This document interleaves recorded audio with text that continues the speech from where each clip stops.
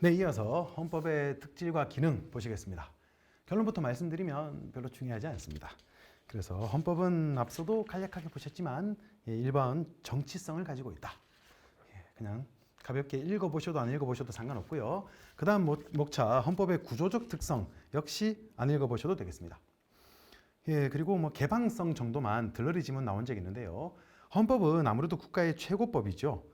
그래서 조금은 모호하고 이렇게도 볼 수 있고 저렇게도 볼 수 있는 그러한 내용들이 있다라고 해서 개방성이라는 게 있다.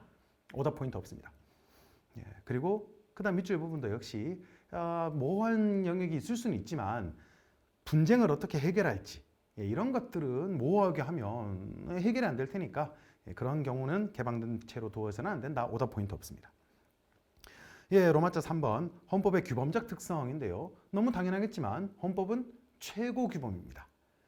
요 최고 규범인 건 누구도 부인하지 않지만 이것도 과거에 오답 포인트 잡은 적이 있으니 이 안가로 2번 실정법상 근거와 관련해서 누구든지 헌법이 최고법인지는 다 알고 있습니다. 근데 나라에 따라서 헌법은 최고법이다 라는 규정을 두는 경우도 있고 규정은 안 두지만 당연히 최고법임을 인정하는 차이가 있을 수 있는 바 현행 헌법은 미국 헌법이나 일본 헌법과는 달리 여기서 밑줄이나 괄호로 묶어 두시죠. 헌법의 최고 규범성을 명시적으로 규정하고 있지는 않다. 그래서 이건 틀린 지문 내려면 우리나라 헌법은 헌법의 최고 규범성을 명시적으로 규정하고 있다? 틀린 지문. 그 정도 보시면 되겠고요. 나머지 2번, 3번, 4번 전부 다 읽어보셔도 안 읽어보셔도 상관없습니다. 헌법의 최고법으로서 가장 중요한 내용 어떤 게 담겨 있느냐? 기본권이 굉장히 중요하죠. 현대 헌법에 있어서는. 그래서 기본권 보장 규범의 성질을 가지고 있다. 그리고 조직 수권 규범, 즉 국가의 조직 그리고 국가의 권한을 헌법에서 부여하는구나. 모르셔도 상관없습니다. 그리고 5번 자기 보장 규범성 역시 들러리 지문으로밖에 안 나오는데 목차에만 괄호로 묶어두셔도 안 묶어두셔도 상관없습니다. 너무 당연한 내용이겠지만 만약에 형법을 위반했다. 그러면 당연히 여러분들이 나중에 출동을 해서 그 사람한테 형사상 제재를 가하죠. 즉 다른 법은 국가 권력이 나서서 그 법의 실효성을 확보합니다. 근데 헌법 위반되는 경우에 잡아간다, 처벌받는다 이런 거 없죠. 헌법은 그 자체 실효성을 확보할 수 있는 다른 수단이 없고 스스로 자기 헌법의 규범성을 보장해 줘야 된다. 보장할 수밖에 없다. 그래서 자기 보장 규범이라고 부르는데 시험에는 거의 안 나옵니다. 그리고 오답 포인트 내지는 정답 지문 나온 적은 없고요. 생활 규범성 역시 단순 이론적인 이상의 의미가 없어서 출제되지는 않습니다. 그리고 헌법의 기능 역시 헌법은 최고법이기 때문에 헌법이 있어야지만 비로소 국가로서의 조직 내지는 기능을 발휘할 수 있는 게 아닌가라는 측면에서 정치적으로 국가 창설적 기능을 한다라고 부르기도 하는데 역시 지문에 나올 가치는 없습니다. 좀 관계는 없지만 제가 법대 1학년 때 지금도 기억나는 게 교수님이 법대 이제 처음 입학해서 3월 달에 학생들한테 이야기를 하는 겁니다. 야, 네가 국가를 새로 만든다. 그러면 뭐부터 해야 될까? 황당하죠. 말이 대학생이지 고삐리랑 차이가 없는데 어리버리 하다가 교수님이 질문을 하니까 제일 앞에 있는 친구가 이야기를 합니다. 이 법원을 만들어야 됩니다. 그랬더니 교수님이 그래, 한번 법원 만들어야지. 뒤에 너 뭘 만들어야 돼? 국가를 만들었어. 처음에 이제 법원 만들었다 쳐 이놈이. 자 이제 너 뭐 만들 거야? 그랬더니 뒤에가 어리버리 하면서 경찰서를 만들어야 되지 않을까요? 그래 뒤에 이제 파출소 만들어야 되나요? 원래 교수님이 의도했던 대답은 국가를 처음 만들 때 헌법을 만들어야 된다. 가장 중요하고 가장 최고의 가치를 가지는 걸 정해야 된다. 그래서 국가 창설적 기능 굳이 모르셔도 상관없습니다. 이제 헌법을 만들었으면 해석을 해야 될 텐데 헌법을 어떻게 해석할 거냐? 원론적인 해석 방법은 시험에 나오지 않습니다. 헌법이라고 해서 뭔가 특별한 해석 방법이 있는 게 아니라 법률 해석하듯이 잘 하면 된다. 그래서 시험 출제는 안 되고요. 하단에 2번 전통적 해석 방법. 헌법과 법률에 구조적 차이가 없는 바 법률 해석하듯이 되면 되지 않을까? 일단 문헌에 충실하게 그 국어적으로 문법에 맞게 해석을 하고 경우에 따라서 헌법이니까 조금 추가해서 여러 가지 것들을 조화적으로 해석을 하는 걸 추가해서 노력을 하면 되지 않을까? 그 이상의 지문으로서 가치는 없습니다. 안 나온다 라는 거고요. 그래서 그 다음 페이지에 로마자 2번 헌법 해석의 지침. 그나마 나오더라도 들러리 지문인 바 2번 목차의 실제적 조화의 원리, 그 8글자만 괄호로 묶어 두시면 되겠습니다. 그래서 법률을 해석하는 것과 조금 달리 헌법은 여러 가지 중요한 가치들을 담고 있기 때문에 그러한 가치들이 충돌되지 않고 조화롭게 해석될 수 있도록 노력을 하자라는 좋으신 부처님 말씀 되겠습니다. 나머지 목차 안 보셔도 되겠고요. 로마자 3번 합헌적 법률 해석, 여기 목차에다가 별표하시고요. 앞서 헌법 앞부분에서 2문제 정도 나온다 그랬죠. A급으로 경찰 승진 시험 기준으로는 매년 무조건 나오는 챕터가 합헌적 법률 해석이라는 놈입니다. 그래서 합헌적 법률 해석이 뭐냐? 합치되게, 헌법에, 즉 헌법에 합치되게 법률을 해석해야 된다라는 뜻입니다. 너무 당연한 거 아니야? 근데 실제 내용은 조금 더 깊은 내용을 담고 있는 바 합헌적 법률 해석의 개념은 일단 첫 번째 줄 읽어만 보시면 되겠고요. 첫 번째 줄부터 두 번째 줄의 첫 번째 단어까지 괄호로만 묶어 두시죠. 하나의 법률 규정의 개념이 다의적이어서 어려운 표현이 있는데 다의적, 여러 가지 의미를 담고 있다. 즉 법률이 이렇게도 해석될 수 있고 저렇게도 해석될 수 있다. 그럼 경우에 따라서 이렇게 해석되면 합헌인데 만약에 이렇게 해석되면 위헌인 경우가 있을 수 있다는 겁니다. 즉 헌법이 합헌적으로도 위헌적으로도 해석이 되는 경우에 계속 읽어보시면 위헌적으로 해석될 가능성과 합헌적으로 해석될 가능성이 있는 경우 그 뒤에 밑줄 처리하시죠. 가급적 합헌적으로 해석을 해야 된다라는 법률 해석의 기법이다. 법률 해석이라는 단어 4글자에 동그라미 하시고요. 첫 번째 나오는 정답 오답 포인트. 헌법 해석의 방법이다. 틀린 지문. 합헌적 법률 해석은 법률을 해석할 때 이렇게도 해석될 수 있고 저렇게도 해석될 수 있다면 헌법에 합치되는 방향으로 해석을 하라라는 법률 해석의 방법입니다. 따라서 헌법 해석의 방법이다. 틀린 지문 정답으로 나온 적이 있습니다. 승진시험 기준으로는 종종 나오는 정답 지문 암기를 하셔야 되겠죠. 헌법 해석이라고 밑에다가 메모해 두시죠. 법률 해석이라는 단어 밑에 헌법 해석 틀린 지문. 그래서 합헌적 법률 해석은 헌법 해석의 방법이다. 틀린 지문. 그리고 그 다음 단어 사법 소극주의라는 6글자에는 괄호로만 묶어 두시고요. 별도로 이걸 정답 지문 내진 않는데 굳이 틀린 지문 내려면 20년 전에 마지막으로 틀린 지문 나왔고요. 경찰 시험에서는 나온 적 없지만 사법 적극주의다 그러면 틀린 지문입니다. 그래서 사법 소극주의라는 말이 무슨 말이냐? 앞서 이게 합헌일 수도 있고 위헌일 수도 있으면 헌법재판소 내지는 법원에서는 여러 가지 방법을 쓸 수 있겠죠. 위헌이네. 위헌의 소지가 있네. 날려버리자.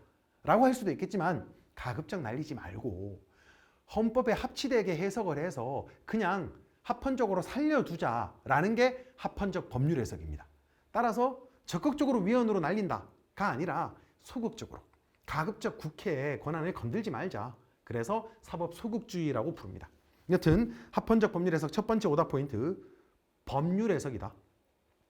그래서 동그라미 2번 밑줄 처리 쭉 하면서 가시죠. 맞는 지문 정답 지문 나온 적 있습니다.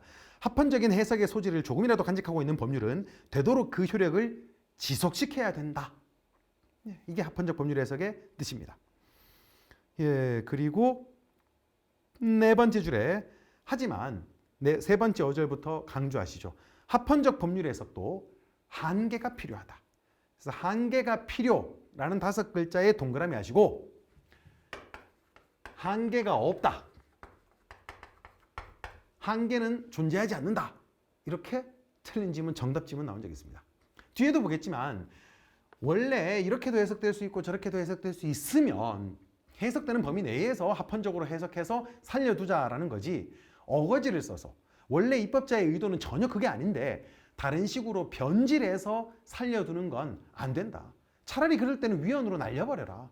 오히려 입법자의 의도를 변질해서 합헌적으로 살려두면 오히려 입법자의 권한을 더 침해하는 것이다. 입법자가 더 기분 나빠한다. 그런 의미에서 한계가 있다라고 보고 있습니다. 판례도 똑같은 입장이고요. 그래서 어떤 한계가 있는지는 뒤에서 살펴볼 거고요. 그거 체크해 두시고 합헌적 법률 해석의 이론적 근거 이건 별도로 오답 포인트 내지 않습니다. 한번 읽어만 보셔도 안 읽어보셔도 상관없는데요. 동그라미 3번에 권력 분립의 원칙. 가급적 국회의 권한을 존중하자라는 취지에서 위헌으로 날리는 것보다는 좋게 해석을 해서 살려두자라는 게 합헌적 법률 해석의 정신 되겠습니다. 그래서 그 다음 목차 보시면 3번 합헌적 법률 해석과 규범 통제와의 차이. 이건 시덥지 않지만 정답집은 나온 적이 있는데요. 규범 통제. 규범 통제는 다른 말로 위헌으로 날려버리는 거라고 보시면 됩니다. 그래서 표로 제가 만들어 놓았는데요. 규범 통제, 위헌으로 날려버리는 경우와 지금 보시는 좋게 좋게 합헌적으로 해석하는 경우 어떻게 다르냐? 일단 시험에는 안 나오지만 상식적으로 위헌으로 날려버리는 것과 그대로 살려두는 건 엄청나게 본질적인 차이가 있죠. 근데 논리적으로 어떤 차이가 있느냐?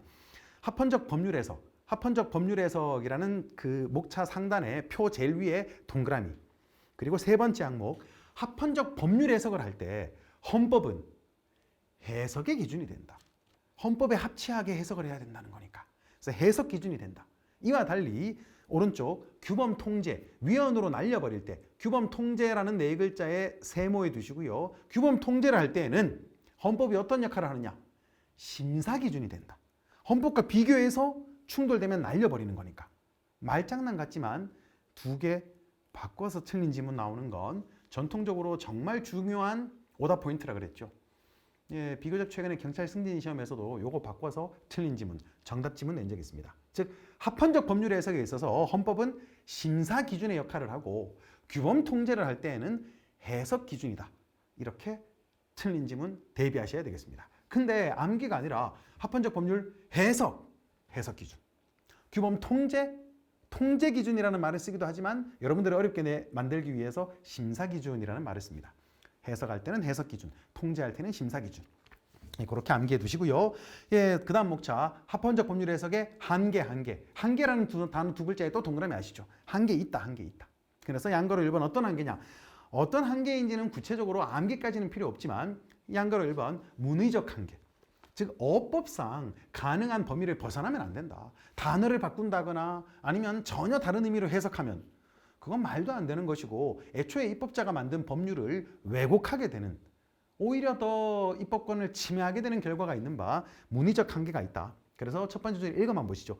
법조문의 어의가, 이런 말 진짜 어이가 없죠. 예, 근데 실제 지문에 과거 공무원 시험에 나온 적이 있어서 그대로 실려 있는데요. 어의, 즉 말의 의미가 완전히 다른 의미로 변질되지 않도록 하는 범위 내에서만 가능하다. 그래서 문헌의 의미가 뚜렷하여 한 가지 뜻으로 해석될 수밖에 없는데 어거지를 써서 이렇게도 해석돼. 그래서 합헌이야. 그러면 안 된다라는 뜻입니다. 지문에 별도로 나오지는 않고요. 예, 그리고 양가로 2번 입법 목적적 한계. 예, 요거는 시험에 종종 출제되는 바 첫 번째 줄 통째로 밑줄 내지는 괄호로 묶어 두시죠. 법률의 목적이나 내용이 본래의 취지보다 다소 제한되거나 보충되는 건 가능하지만, 그래서 보충은 할 수 있다. 달라지는 게 아니니까. 하지만 전혀 여기서부터 동그라미 아시죠? 새로운 동그라미. 두 번째 줄에 내용 동그라미. 새로운 내용을 가지게 하는 건 안 된다, 안 된다. 즉 그건 해석이 아니라 창조다. 법을 만드는 건 국회에서만 해야 되지 해석한다는 핑계로 법을 완전히 새롭게 바꾸는 건 있어서는 안 된다. 그래서 새로운 목적이나 내용을 가지게 하는 것이어서는 안 된다. 그래서 이게 경찰 승진 시험 기준으로 어떻게 틀린 지문 정답으로 나온 적이 있냐면 전혀 새로운 목적이나 내용을 가지게 하는 것도 더 침해하는 것이라 볼 수 없다. 그래서 시험에 나온 문구를 그대로 쓰자면 새로운 목적이나 내용을 가지게 하는 것, 밑에다가 메모해 두시죠. 이건 국회의 권한을 더 침해하는 것. 그래서 허용될 수 없다. 이렇게 결론을 내시면 되겠습니다. 그래서 요거는 공무원 시험에 허용된다 라고 틀린 지문 공무원 시험에 나왔고요. 더 침해하는 것이 아니다. 이렇게는 경찰 시험에서, 정확히는 승진 시험에서 틀린 지문 정답으로 나온 적이 있습니다. 그래서 이건 오히려 더 침해하는 것이기 때문에 허용될 수 없다라고 체크해 두시면 되겠습니다. 양가로 3번, 양가로 4번은 시험에 나오지는 않습니다. 그래서 경우에 따라서 다른 나라와의 신뢰 때문에 이런 식으로 해석하면 안 되고, 그리고 헌법 수용적, 즉 경우에 따라서 헌법에 위반되지 않는다라는 결론을 끌어내기 위해서 헌법을 왜곡시켜서도 안 된다라는 원론적인 내용입니다. 예, 그래서 그 정도 한계 이상은 시험에 출제되지 않는데요. 갑자기 막 판례가 이어지죠. 이건 공무원 시험에서도 안 나오고요. 사법시험이나 변호사 시험에서만 종종 출제가 된 적이 있는데요. 어떤 식으로 아주 어렵게 출제될 때 합헌적 법률 해석 한 것 골라라, 합헌적 법률 해석 아닌 것 골라라 라고 해서 출제를 하는데 어떻게 보면 한없이 어려운 문제고요.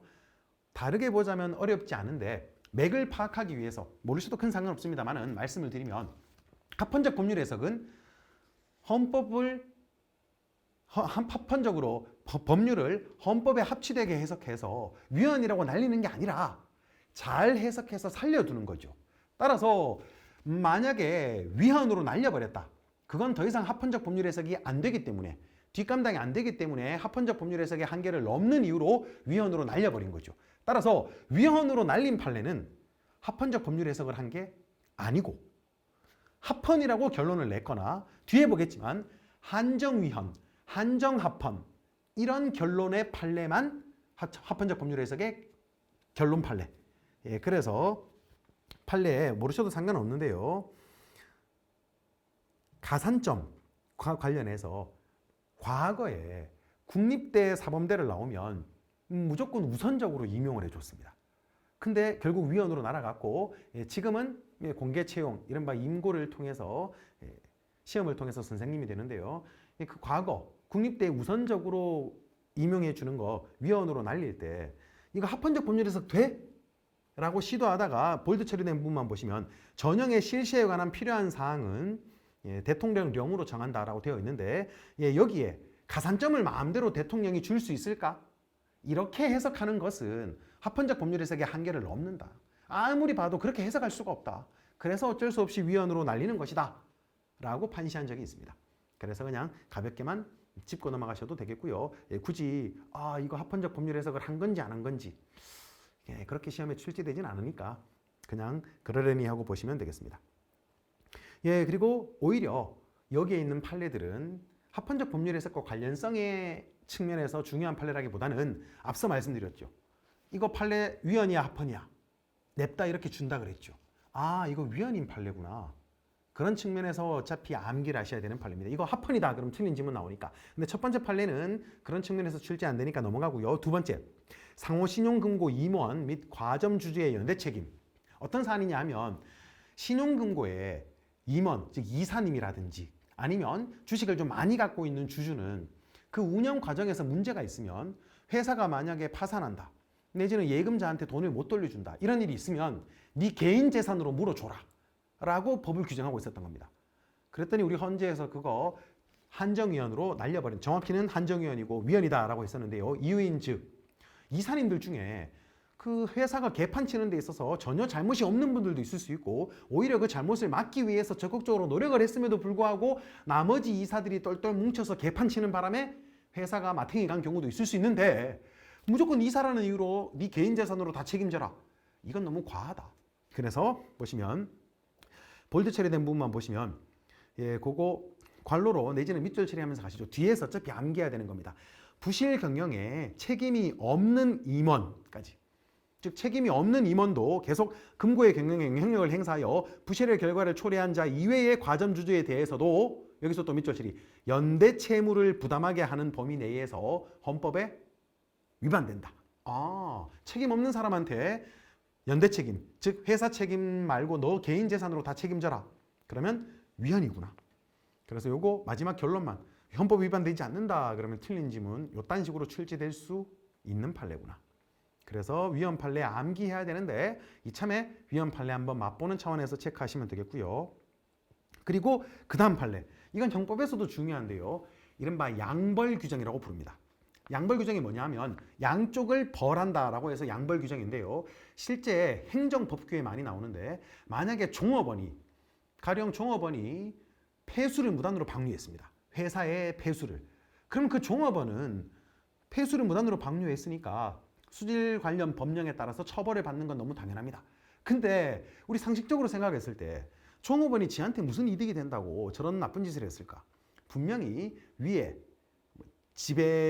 지배하는 그 사업주 경우에 따라서 회사에 지시라든지 뭐 그런 게 있지 않았을까? 공모가 있지 않았을까? 이렇게 생각하는 게 사실은 상식적이죠. 그래서 만약에 종업원이 범죄 행위를 하면 영업주 그리고 법인도 무조건 처벌해라 라는 규정이 있었고 이걸 흔히 양벌 규정이라고 부릅니다.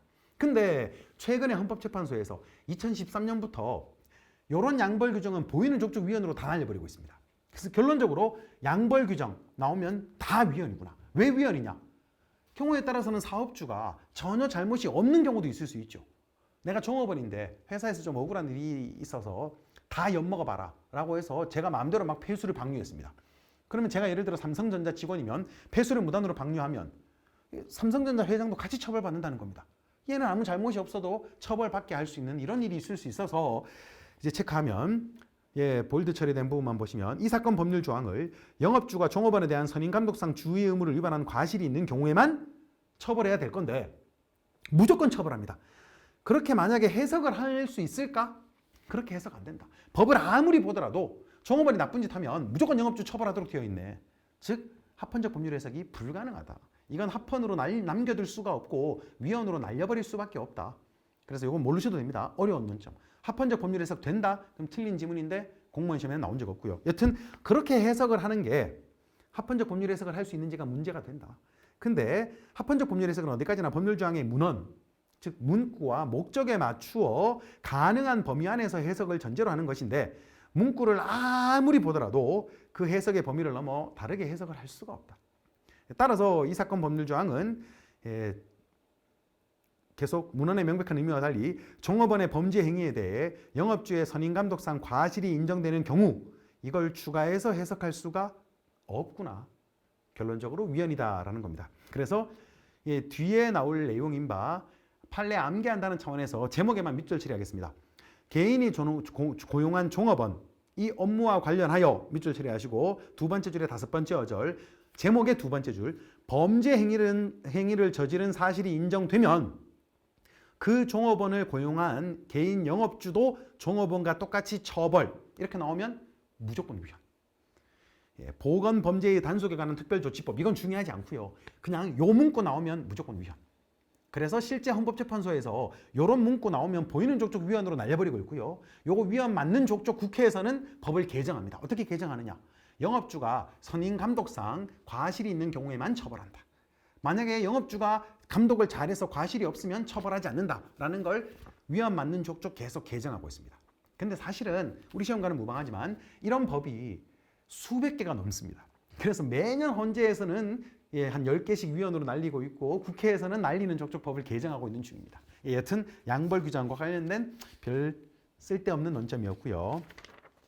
그 다음 페이지에 앞서도 간략하게 말씀드렸지만 사실은 모셔도 큰 상관없습니다. 즉 합헌적 법률 해석은 합헌으로 살려두는 겁니다. 그래서 합헌 결정을 하면 합헌적 법률 해석을 했나 보지. 그리고 헌법재판소에서 합헌이다, 위헌이다 이 두 가지 결론만 있는 게 아니고 여러 가지 다양한 결론을 냅니다. 그래서 한정위헌이라는 놈도 있고 한정합헌이라는 놈도 있습니다. 즉 법을 이렇게 해석하는 한 합헌이다. 이렇게 해석하면 위헌이다. 이걸 한정합헌, 한정위헌이라고 하는데요. 그 두 개 제목에다가 밑줄 처리하시고 오른쪽에 전형적인 합헌적 법률 해석의 결과이다. 괄호로만 묶어두시죠. 앞서도 말씀드렸다시피 일반적인 공무원 시험에서는 정답으로 낸 적 없습니다. 5급 시험, 즉 사법시험과 변호사 시험 등에서만 정답으로 낸 적이 있고요. 그리고 입법 촉구 결정 쌩까도 되고요. 헌법 불합치 결정. 헌법 불합치 결정은 위헌과 똑같다고 생각하시면 됩니다. 그래서 헌법 불합치 결정 제목에 밑줄 처리하시고 오른쪽 내용 동그라미 2번에다가 밑줄 처리 그냥 괄호로 묶으셔도 되는데요. 헌법 불합치 결정은 합헌적 법률 해석의 결과라고 밑줄 처리하시고 결과 X. 긍정설, 부정설, 학설 우리는 볼 필요 없고 우리는 판례만 보면 되니까 헌법 불합치 결정은 위헌과 똑같다. 앞서 말씀드렸지만 위헌은 합헌적 법률 해석을 포기한 거죠. 그래서 합헌적 법률 해석의 결과이다? 그럼 틀린 지문. 하지만 공무원 시험에는 안 되더라. 너무 어려운 논점이다. 조건부 위헌 결정 안 보셔도 되고요. 그래서 6번 목차로 넘어가서 마지막 줄 또 밑줄 처리를 하셔도 좋고 안 하셔도 좋습니다. 요거는 밑줄 처리를 하셔야 됩니다. 경찰 승진 시험 기준으로는 나온 적이 있는데요. 한정합헌 결정 첫 번째 단어 밑줄 그리고 그 줄 끝에 한정위헌 결정은 그 다음 페이지에 첫 번째 줄 끝 단어 본질적으로 다 같이까지. 그래서 맞는 지문으로 나오긴 했지만 한정합헌과 한정위헌은 똑같은 거다. 즉 이렇게 해석하면 합헌이다라는 말과 이렇게 해석하면 위헌이라는 말은 본질적으로 같은 결정이다. 맞는 지문으로 나온 적이 있고요. 그리고 세 번째 줄에 이것도 정답 지문으로는 안 나오는데요.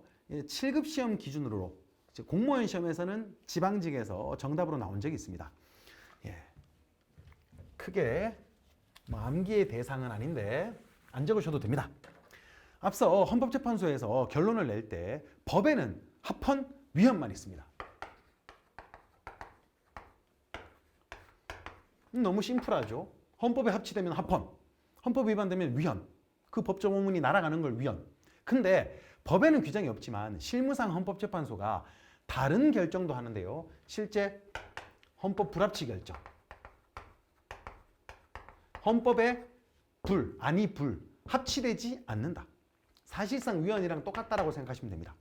그리고 이거 외에 앞서 보셨지만 한정위헌, 한정합헌 이런 나머지 결정들을 하는데 이게 어떤 문제를 야기하냐면 실제로 위헌 결정을 하면 모든 국가기관은 위헌 결정에 따라야 됩니다. 왜? 법에 그렇게 규정하고 있습니다.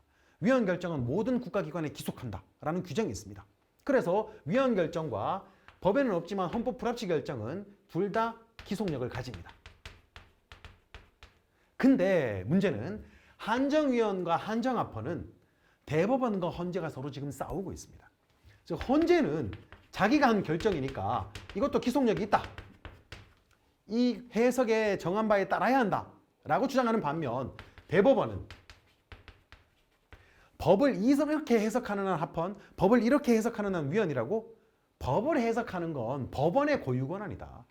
헌재 너네들이 뭐 아느냐. 원래 공부도 못한 애들이. 즉 대법원은 한정위헌과 한정합헌의 기속력을 부정하고 있습니다. 그래서 요거 헌재는 기속력을 부정한다. 틀린 지문. 대법원은 기속력을 인정한다. 틀린 지문. 유치한 지문으로 최근 20년 동안 공무원 시험 기준으로 딱 한 번 나온 적이 있어서 굳이 체크를 하자면 읽어보시면 두 번째 줄의 뒷부분 그러므로 헌재에 의한 위헌성 확인의 효력은 기속력을 갖는데 모르셔도 되고 여기서부터 괄호로 묶어두시죠. 헌법재판소의 법률에 대한 위헌 결정에는 단순 위헌은 물론 단순 위헌 밑줄 그리고 그 다음 줄에 한정 위헌, 헌법 불합치 결정 밑줄 그리고 마지막 두어 절 기속력을 가진다. 이게 헌법재판소의 입장입니다. 그래서 헌법재판소라는 단어도 밑줄 처리하시죠. 이와 달리 양가로 2번 대법원, 대법원이라는 단어에 밑줄 처리하시고요. 대법원은 세 번째 줄에 다섯 번째 어절 한정위헌 결정 밑줄 처리하시고 마지막 기속력도 가질 수 없다. 요거 밑줄 처리하시죠. 그래서 잘 출제되는 건 아닌데 혹시나 합헌적 법률 해석과 관련해서 경찰 승진 등의 시험에서는 출제된 적이 없습니다. 들러리고 나발이고. 근데 혹시나 하는 마음에 체크를 하시면 좋겠습니다. 그렇게 한정위헌 결정까지 보셨고요. 그 다음 목차 헌법의 제정, 개정과 변천인데요. 결론적으로 원론적인 앞부분은 별로 중요하지 않습니다. 근데 굳이 보자면 헌법을 제정, 만든다는 뜻이죠. 개정은 바꾼다는 뜻입니다. 근데 몰라도 됩니다. 과거 독일에서 학자님들끼리의 다툼이 있었습니다. 개정하는 것과 제정하는 것은 다르지 않느냐. 제정은 만드는 것이고 개정은 바꾸는 것인데 당연히 행위는 다르지만 구체적으로 어떻게 다르냐. 만드는 건 정말 중요한 것. 엄청난 합의를 모아가지고 앞으로 우리 국가에서 가장 중요한 원칙을 만들겠다. 근데 개정은 경우에 따라서 시대의 변화에 따라 헌법 조문을 바꾸거나 추가하거나 넣거나 뭐 이런 것들을 개정이라고 하는 바 경우에 따라서 이건 절대로 바꾸면 안 되는 그런 조문들도 있을 수 있지 않을까라고 논의를 합니다. 그래서 좀 어렵게 표현했을 때 헌법 제정 권력과 헌법 개정 권력은 다르다라고 주장하는 분들이 있었습니다. 우리한테는 판례가 중요하죠. 우리 판례는 구분하지 않습니다. 즉 과거 학자님들에 따르면 헌법 조문 중에서도 정말 더 중요한 핵이 되는 조문이 있는가 하면 좀 덜 중요한 조문 이런 것들도 있을 수 있지 않을까라는 논의였고 이따가 보겠지만 우리 헌재의 입장에 따르면 헌법 조문은 다 동등한 효력을 갖는다. 뭐가 더 중요하고 덜 중요하고 이런 거 있을 수가 없다라고 했었습니다. 그래서 그런 논의의 흔적들, 헌법 제정, 헌법 개정 뭐 가볍게 보시면 되겠고요. 그래서 로마자 이번에 헌법 제정 권력이라는 게 있는데 누가 헌법 제정 권력이냐? 시험에는 안 나오지만 우리나라 대한민국의 주권은 국민에게 있다라고 헌법의 명문의 규정을 가지는 바 헌법 제정 개정 권력은 다 국민이겠죠. 그리고 헌법 제정 권력의 한계인데요. 시험에는 안 나옵니다. 이건 또 무슨 말이냐면 만약에 헌법을 만들 때 만드는 놈이 무제한적으로 만들 수 있을까? 경우에 따라서 조금 신체적으로 열악한 애들은 그냥 죽여버리자.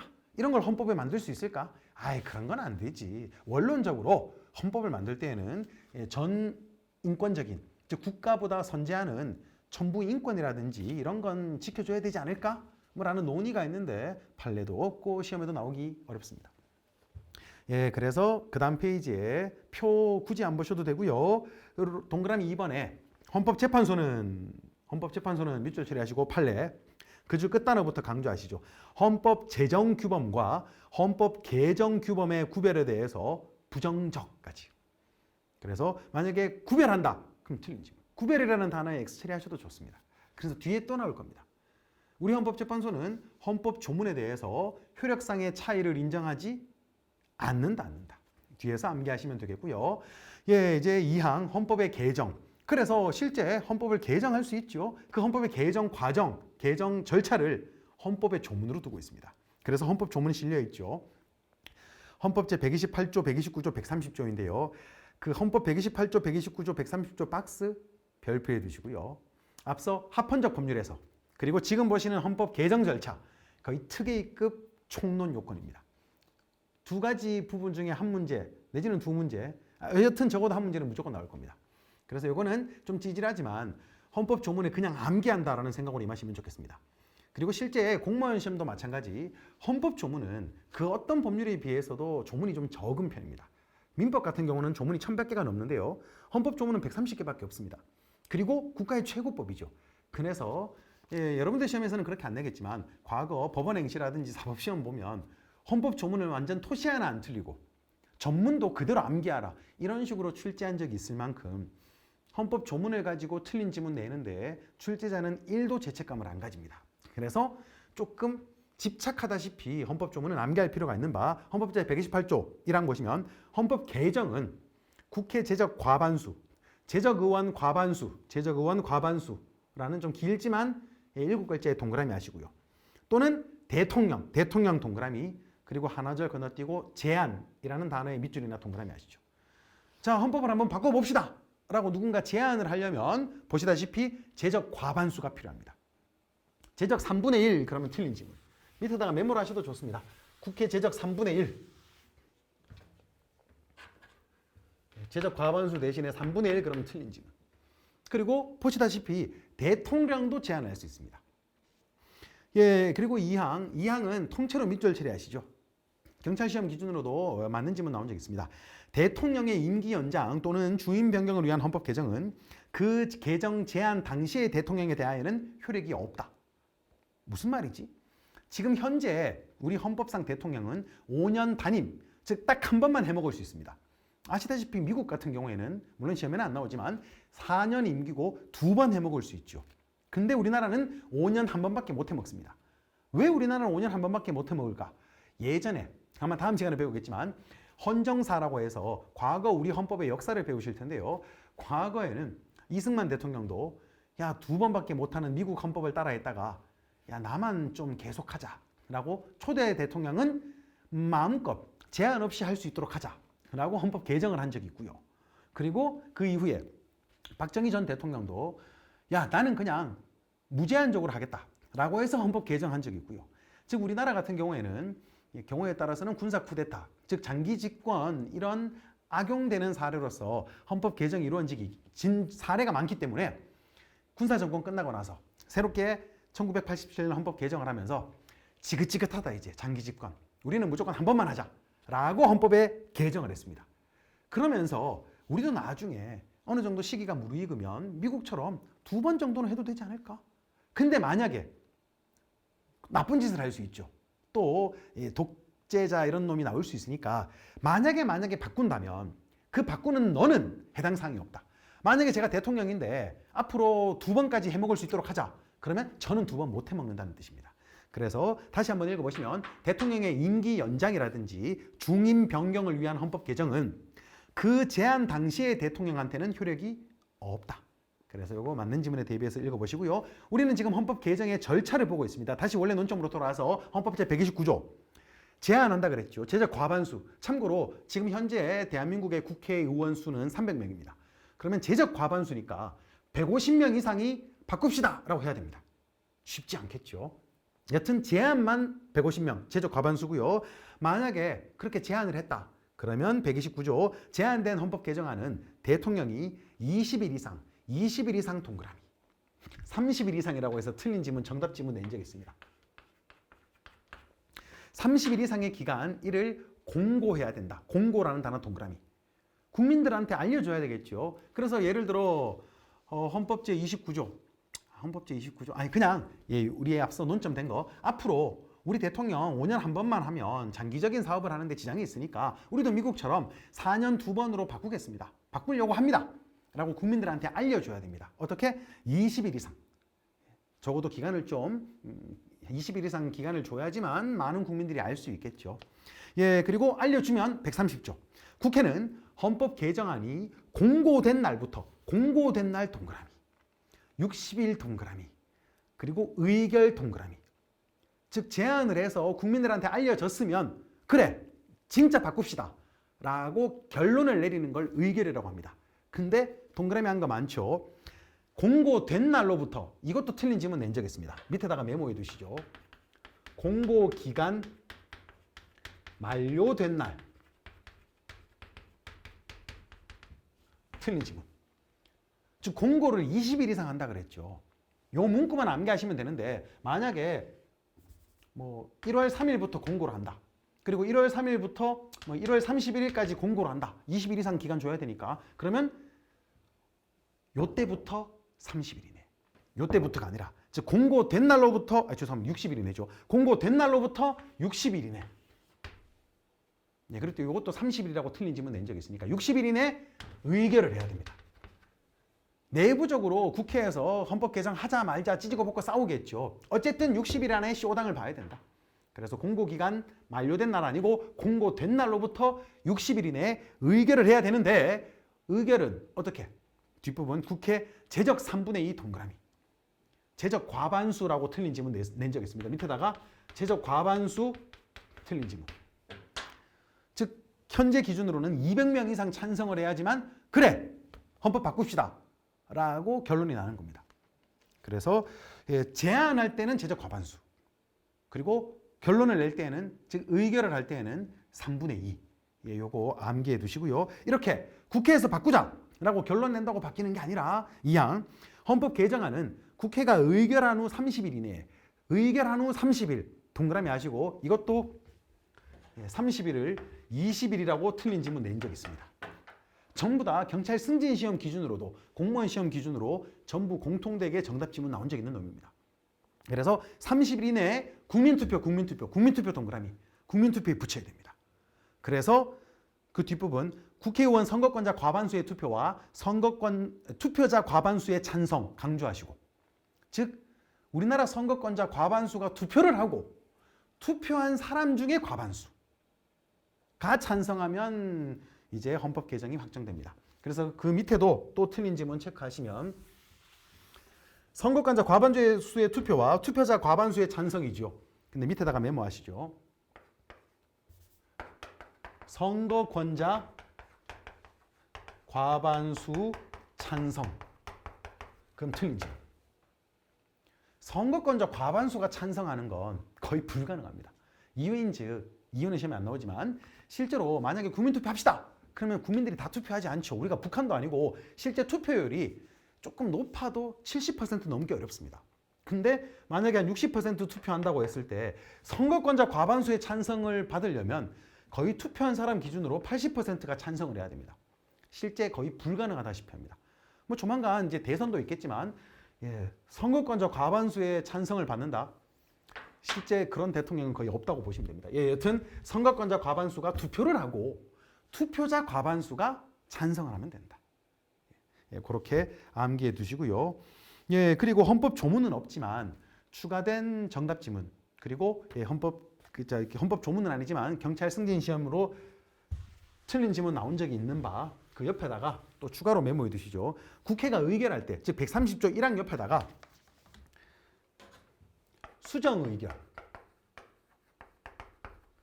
수정 통과. 안 된다, 안 된다. 그래서 수정 의결, 수정 통과가 된다? 틀린 지문. 애초에 국회에서 제안을 하고 대통령이 공고를 하죠. 앞으로 4년 2번으로 바꾸려고 합니다. 그럼 국민들은 4년 2번으로 바꾸는구나 라고 생각할 건데 국회에서 받아가지고 4년 2번 말고 6년 2번으로 하자. 그러면 안 됩니다. 국민들하고 괴리가 존재하죠. 국민들한테 공고한 취지에 반하기 때문에 수정해서 의결하거나 수정해서 통과하면 안 된다. 그래서 이거는 쉽지만 정답으로 잘 나오는 거고요. 또 하나 더, 국회에서 의결할 때 앞서 제적 3분의 2 이상의 찬성을 받아야 된다 그랬죠. 근데 국회에서 이거 투표를 어떻게 할까? 옆에다가 기명투표를 합니다. 기명투표. 그래서 결론적으로 무기명투표 틀린 지문. 보통 국회에서 투표할 때 무기명투표도 많이 합니다. 근데 헌법 개정은 무기명투표 못하게 합니다. 왜? 나중에 헌법 개정 과정을 남겨서 역사적 책임을 묻기 위해서. 그래서 무기명투표가 아니라 기명으로 하는 바, 무기명 그럼 틀린 지문. 이건 실제로 국회법에 있는 조문이라서 헌법 조문은 아니지만 이것과 관련해서 오답 포인트, 정답 포인트 탈탈 턴다 라는 생각으로 같이 암기를 하시면 좋겠습니다. 요거 경찰 승진 시험 기준으로 매년 나오는 이유를 아시겠죠? 오답 포인트 드글드글하게 많이 존재하는. 그리고 숫자 가지고 찌질하게 이런 거 암기하는 거 나 너무 괴로운데 20, 60, 30입니다. 그래서 이건 제가 만들어낸 건 아니고 수험가에 거의 통용되는 문구인데요. 왜 이 과거 저항 시인 중에 독립운동 하시던 분 중에 이육사 선생이라고 있죠.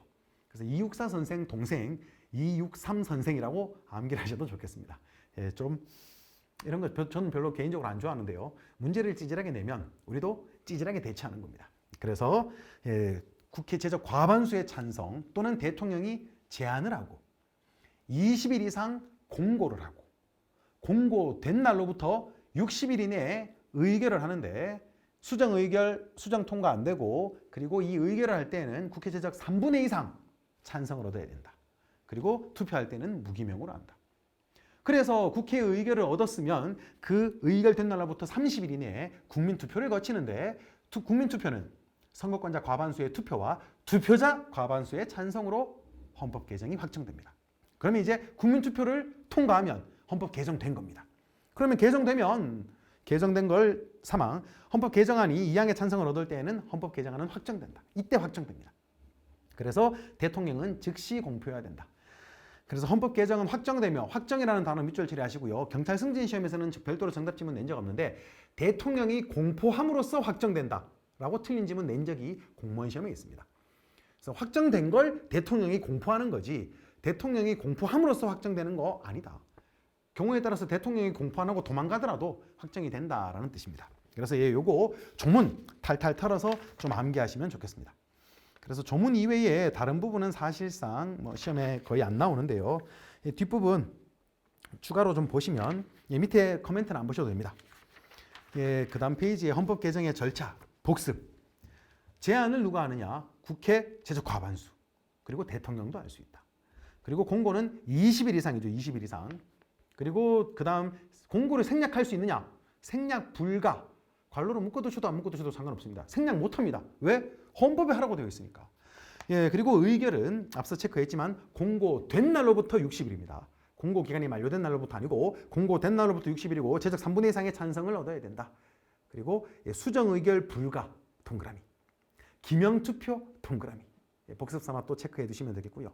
그렇게 의결을 얻었으면 그 다음 목차 국민투표를 거쳐야 되는 바 의결된 날로부터 30일 이내에 국민투표를 거쳐야 되고 선거권자 과반수의 투표와 투표자 과반수의 찬성 또 밑줄 처리하셔도 좋고 안 하셔도 좋습니다.